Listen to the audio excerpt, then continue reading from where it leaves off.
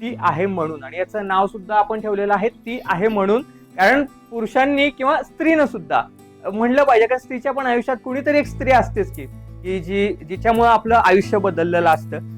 तर त्याच पद्धतीनं की ती आहे म्हणून जे काही आहे, कारण आपला जो हॅशटॅग आहे आणि आपलं हे जे काही आहे हे ती आहे म्हणून प्रत्येकाच्या आयुष्यातलं. त्यामुळे तुम्हाला हा ओपन व्यासपीठ मिळतोय की तिचं कौतुक करायचंय. मग तुम्ही तुमचं कौतुक करू शकता, तुमच्या मैत्रिणी असतील, कोणी आयुष्यातली सगळ्यात आवडती स्त्री असेल तर तिचं कौतुक आपल्याला या व्यासपीठावर करायचं आहे. नमस्कार, मी बबिता दिलीप जाधव. बबिता दिलीप जाधव. आमची मैत्री पहिल्यांदा मी प्रसार माध्यमाने जे ती आहे म्हणून जी संकल्पना आमच्या महिलांच्यासाठी ठेवलेली, त्याबद्दल प्रसार माध्यमाचं मी आभारी आहे आणि अभिनंदन पण करते. कारण स्त्री जन्माला येतानाच खूप नाती तिला जपावी लागतात. पहिली मुलगी होते, नंतर आई होते, नंतर पत्नी होते, आई होते. पण त्याच्यानंतर सगळ्यांच्या धाकातून जर महिलेला जर जन्मभर आयुष्यभर जर घालवायचं असेल तर चांगल्या मैत्रिणी मिळणं हे सगळ्यात मोठं भाग्य असतं. आणि मला वाटतं बऱ्याचशा मैत्रिणी माझ्या पण आहेत ह्या सगळ्या, पण त्यातून आम्ही थोड्याशा मैत्री जवळ आलो. म्हणजे 10 वर्षापासून आम्ही जायन्समध्ये एकत्र काम करतो. काही सल्ला आम्ही दोघी समदुखी आहोत. म्हणजे माझे मिस्टर आणि तिचे मिस्टर एक 5-6 अंतराने एक्सपायर झालेले आहेत, पण आम्ही दोघी जणी रात्री 11 वाजले तरी गप्पा मारतो एकमेकींच्या बरोबर. काही सुखद घटना ती मला विचारते, मी तिला विचारते. काही आदर्श ती मला पाळते, माझा आदर्श ती काही ठिकाणी घेते. आणि एक व्यासपीठ आम्हाला दिलं म्हणजे मैत्रिणीला देखील कसं बोलावं आणि कसं राहावं. आणि एक धाडसाचं व्यासपण. मला ही माझी मैत्रीण तशी भित्री आहे, प्रत्येक वेळेला फोन करून विचारते, मॅडम मी काय करू. मला ती मॅडम म्हणते, पण मी तिला वैशालीच नावानं हक्कानं मी मैत्रीण म्हणून तिला हक्कानं कधीही मी हाक मारते. पण तिला एक मी सल्ला देते की तू घाबरू नको. ह्या जगामध्ये जर घाबरलं तर काही होणार नाही. जर पुढं जायचं असेल तर महिला ही स्ट्रॉंग झाली पाहिजे.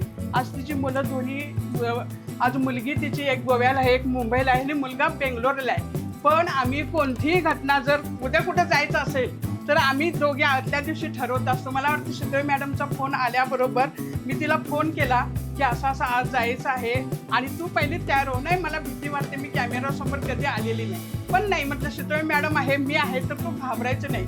जे स्त्रियांना स्ट्रॉंग बनवण्याचं काम जे आज केलेलं आहे ते प्रसार माध्यमाला हे केलेलं आहे. आणि मला वाटतं ती थोडीशी घाबरट पण आहे, पण माझ्या सहकार्याने ती मला वाटतं इथपर्यंत पोचलेली आहे. आणि कधीही काही झालं तरी आम्हाला शॉपिंग करायचं आणि फिरण्याचं, एन्जॉय करायचं, एवढंच आता आम्ही दोघींनी ठरवलेलं आहे. मैत्री टिकवायची असेल तर आपण एन्जॉय करू आणि समाजकार्य चांगलं करू. कारण आम्ही दोघी समाजकार्याच्या माध्यमातूनच एकत्र आले. तिलाही समाजकार्य करायचं चांगलं साधन तिला जायन्समुळे मिळालेलं आहे, मलाही मिळालेलं आहे. आमच्या मार्गदर्शिका ज्या आहेत माझ्या तशा त्या आदर्शच आहेत.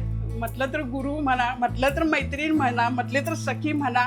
आणि माझ्या फॅमिली म्हणजे आज मी जे उभा आहे, माझ्या मोठ्या संकटातनं जे बाहेर काढलेलं आहे माझ्या मिस्टरांच्या निधनानंतर, ते मला वाटते त्यांनी काढलेलं आहे. रात्री 12-12 वाजता मी ऑनलाईन असताना त्या माझ्यावर बोलत असतात. मला त्या एक प्रेरणा देतात की मला वाटतं त्या माझ्या डॉक्टर नसून माझ्या त्या तशा मैत्रिणीच आहे. आम्ही हे दोघी सुखदुःख एकमेकी शेअर करतो. आणि ते धाडसानं आज मी मोठ्या संकटातून जे मला बाहेर काढलेलं आहे ते डॉक्टर आशा शितोळे मॅडम, त्यांचं बी मी आभार मानते. मला आज त्यांनी हे व्यासपीठ दिलेलं आहे. आणि मला वाटते 500च्या पुढं शुगर आणि BP असताना देखील मला त्या संकटातून, त्या धक्क्यातून बाहेर काढून आज मला चांगलं प्रोत्साहन दिलं. त्याबद्दल मी शितोळे मॅडमचे आभार मानते. माझ्या घरी येऊन त्या आठवड्यातून एकदा भेट देत होत्या आणि ह्या धक्क्यातून मला सावरण्यासाठी त्यांनी खूप सहकार्य केले. त्यामुळे माझ्या त्या खूप आई समान आहेत.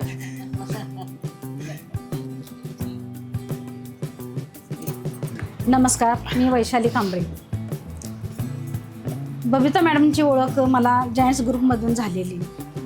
माझे मिस्टर 2024मध्ये गेले. मी पूर्ण असं म्हणजे खचून गेले ते, म्हणजे कुठं बाहेर जाणे नाही, काय नाही, एकट्याला असं कोंडून घेतलं. पण ह्या माझ्या जायन्स परिवाराने घरी येऊन चौकशी केली. त्यातल्या त्यात ह्या माझ्या मैत्रिणी अगदी जवळच्या मैत्रिणी माझ्या झाल्या. त्यामुळं बोलणं चालणं झालं, माझ्या गोष्टी मी त्यांना शेअर करू लागले आणि आम्ही समदुःखी असं मला सारखं वाटायला लागलं.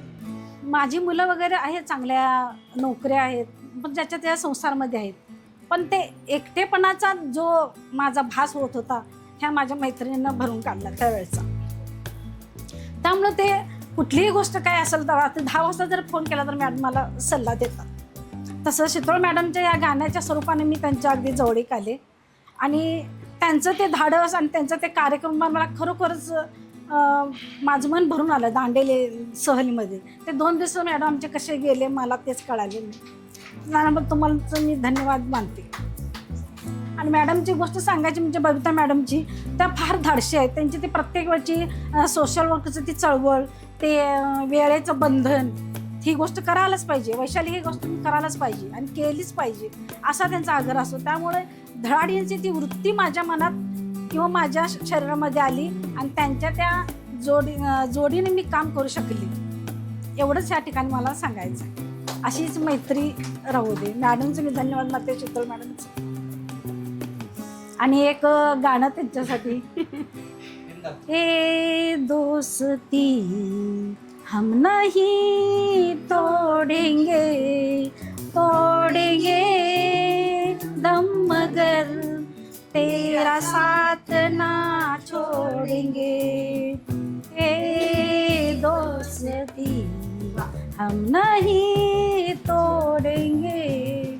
त्यामुळे इथूनच करूया ऑब्विसली. चालेल. त्यांच्याबद्दल सांगायचं तुम्हाला, असा कोणता पदार्थ आहे ते म्हणजे त्या चांगलं बनवतात असं वाटतं तुम्हाला? शिरा. शिरा. काय सांगताय, काय घालता? म्हणजे आपण रेसिपी जाणून घेणारच आहोत, पण शिरा म्हणजे गोड आवडतो त्यांना. ठीक आहे, चालेल. अजून एक, बरेच आता किती वर्ष एकमेकांना ओळखतात तुम्ही? आता 5 वर्ष झाली. 5-6 वर्ष. 5-6 वर्षात कुठे फिरायला गेलाय का? गेलंय. चालेल. त्यांचं आवडतं ठिकाण कोणतं आहे फिरण्याचं खास, की बाबा तिथं सारखं म्हणतात की तिथं जाऊया आपण आणि एन्जॉय करूया? असं आनंदाक्षणी म्हणजे कोणतंही कुठेही ठिकाण, म्हणजे एखाद्या प्लेसला, म्हणजे पन्हाळा रंकाळा गेला असं काही? रंकाळ्याला खुश होतात त्या? बापरे, चांगलंय चांगलंय, काही हरकत नाहीये. येस. त्यांच्या आयुष्यातला सगळ्यात आनंदाचा क्षण कोणता वाटतो तुम्हाला?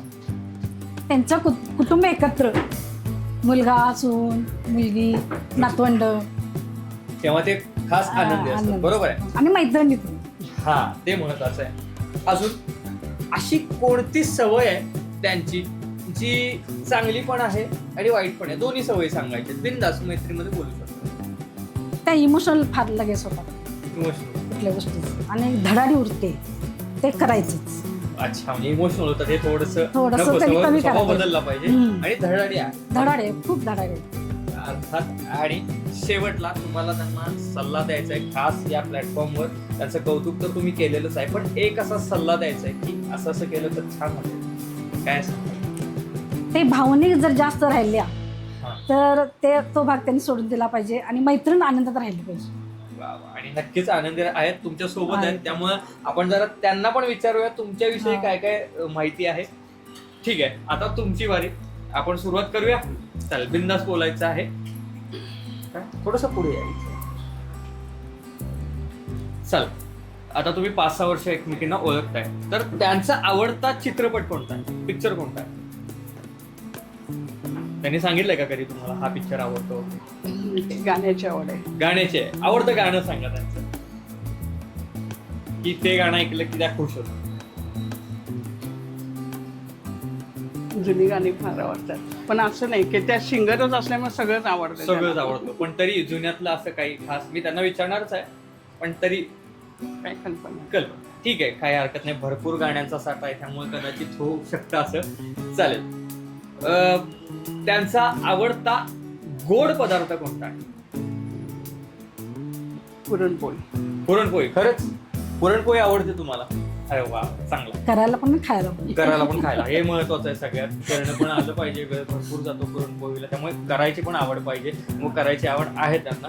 ठीक आहे. त्यांच्या आयुष्यातला असा क्षण, म्हणजे बाकीचे क्षण एका बाजूला आणि तो क्षण एका बाजूला, त्यात सगळे आनंदी झाले होते, असा कोणता क्षण?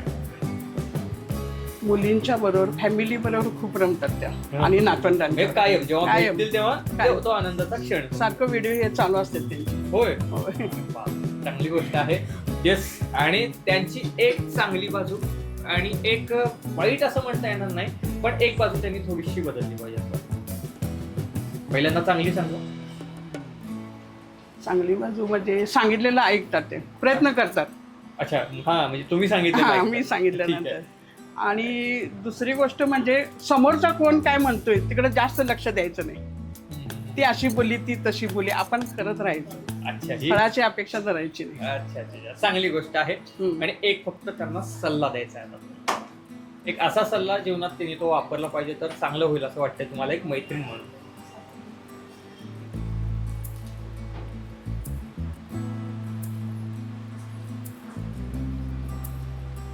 एक मैत्रीण म्हणून सल्ला द्यायचा असा आहे की सतत ही काय बोलली आणि ते काय बोलत सारखं माझं डोकं खात असते त्यामध्ये.